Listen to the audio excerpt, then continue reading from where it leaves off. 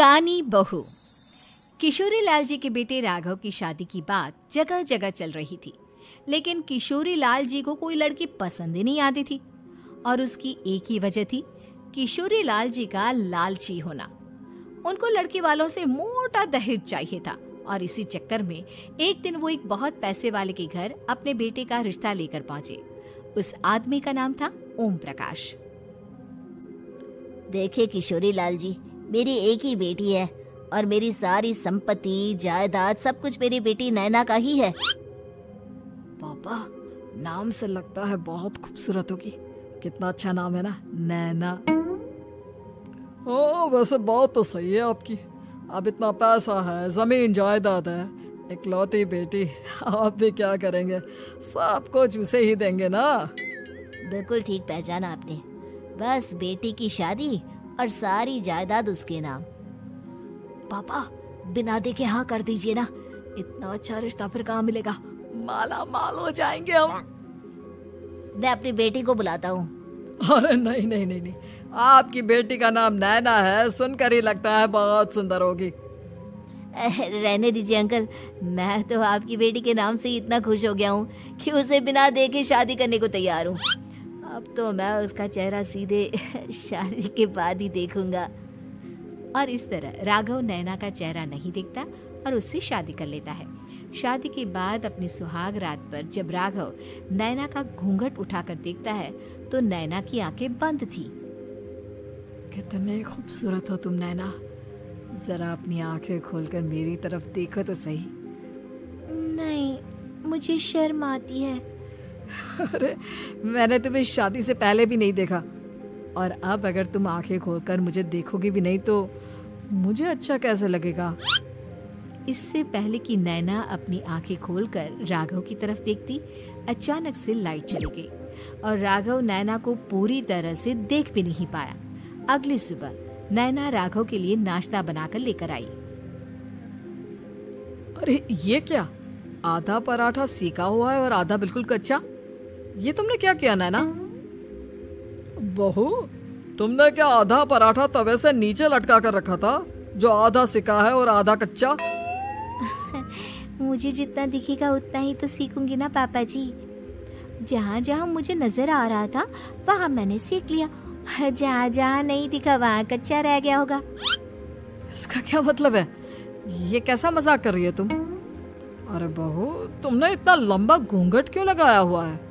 देखो, हमारे घर में बहुओं को बेटी की तरह रखा जाता है और फिर तुम तो इतना सारा माल लेकर आई हो। देखो, ये घूंघट डालकर रखने की कोई जरूरत नहीं है। हाँ नैना, पापा जी ठीक कह रहा है, तुम तो आराम से रहो, अपना ही घर समझो। नैना अचानक से अपना घूंघट उठा लेती है। अरे ये क्या पापा, नैना की तो एक आंख फूटी हुई है। नाम से नैना, लेकिन ये तो कानी बहू निकली। मेरे साथ धोखा हुआ है, धोखा। बिना दिखाए अपनी कानी लड़की मेरे संग ब्याह दी। मुझे कानी भी नहीं चाहिए। मुझे अभी ओम प्रकाश जी से बात करनी पड़ेगी। आखिर उन्होंने मेरे साथ ऐसा किया क्यों? अरे, आप लोगों ने ही तो पापा से कहा था कि आप लोग शादी से पहले मुझे देखना नहीं चाहते। अब मेरे पापा पर क्यों इल्जाम लगा रहे हैं? अरे लेकिन उन्हें बताना तो चाहिए था ना कि तुम कानी हो, एक आंख से तुम्हें दिखाई नहीं देता। किशोरी लाल और राघव नाराज होकर ओम प्रकाश को अपने घर बुलाते हैं। पापा जी, ये आपने क्या किया? शादी से पहले बताया क्यों नहीं कि नैना की आंखों में परेशानी है? अरे, आप ही ने तो लड़की देखने से मना कर दिया था। और लेकिन आप बता तो सकते थे।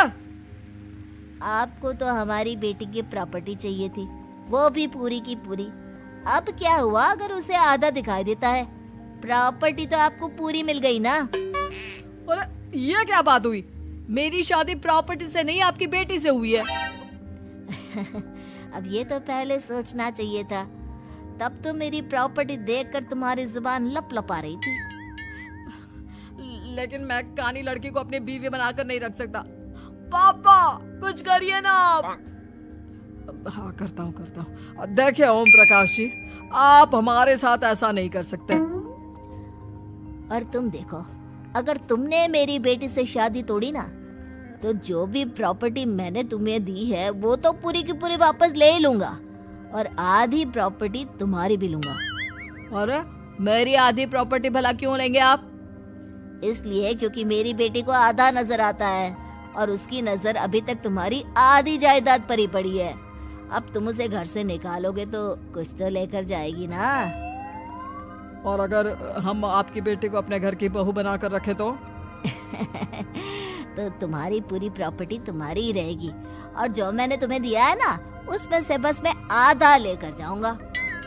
अरे लेकिन अब आप अपनी दी हुई प्रॉपर्टी में से आधी वापस क्यों लेकर जाएंगे? अगर मैं आपकी बेटी को अपनी पत्नी बनाकर रखने को तैयार हूँ तो? इसलिए ताकि भविष्य में अगर तुम मेरी बेटी को धोखा दो तो उसके पास कुछ तो रहे जो पति का हो। वैसे मेरे पास तो बहुत कुछ है, लेकिन अपने पति की कोई निशानी तो उसके पास होनी चाहिए ना। अब अगर तुमने मेरी बेटी को कानी कहा तो तुम्हें प्रॉपर्टी भी कानी ही मिलेगी, पूरी नहीं। जमाए राजा। किशोरी लाल और राघव समझ चुके थे कि वो पूरी तरह फंस चुके हैं और अब उनके पास वहां से निकलने का कोई चारा नहीं है। अब समझ में आया ना, लालच बुरी बला होती है। एक तो तुम्हें प्रॉपर्टी मिली, ऊपर से बीवी मिली, उसमें तुम्हें नखरे भी दिखाने हैं। आए बड़ी, चुपचाप बैठो दोनों। कुछ दिनों के बाद नैना राघव की कार लेकर बाजार घूमने निकलती है और जब कार लेकर वापस आती है, ये क्या? एक तरफ से मेरी गाड़ी पूरी खराब हो चुकी है। लगता है तुमने मेरी गाड़ी को किसी दूसरी गाड़ी के साथ एक्सीडेंट किया है। अरे कितना बड़ा नुकसान कर दिया तुमने बहू। वो क्या है ना पापा जी, मुझे एक आंख से दिखाई नहीं दे रहा था, सामने से गाड़ी आ रही थी। मुझे तो सिर्फ आधा ही दिखाई दिया और वो गाड़ी मेरी कार से रगड़ते हुए निकल गई। अब मैं क्या करूं बताओ? आप इसे ठीक कराने के पैसे कौन देगा? तुम्हारे पापा। तुमने मुझसे इस तरह से बात की? अभी रुको। नैना राघव की शिकायत ओम प्रकाश को कर देती है। देखो राघव, अब जो मेरी आधी प्रॉपर्टी तुम्हारे पास थी ना, उसमें से आधी और मैं लेकर जाऊंगा, क्योंकि तुमने मेरी बेटी को डांटा। अरे नहीं पापा जी, गलती हो गई, माफ कर दो। गलती की तो कोई गुंजाइश ही नहीं। अगली बार मेरी बेटी को डांटा तो बची हुई आधी में से आधी और ले जाऊंगा। लालच के चक्कर में हम दोनों ने बहुत बड़ी गलती कर दी बेटा। एक तो तुम्हें कानी बहू मिली और ऊपर से जो माल मिला वो भी काना। इस तरह राघव की हर एक गलती पर ओम प्रकाश उसकी प्रॉपर्टी का आधा आधा हिस्सा लेकर अपना सारा माल वापस ले गया और राघव को कानी बीवी से काम चलाना पड़ा। भाई लालच वाकई में बुरी बला है।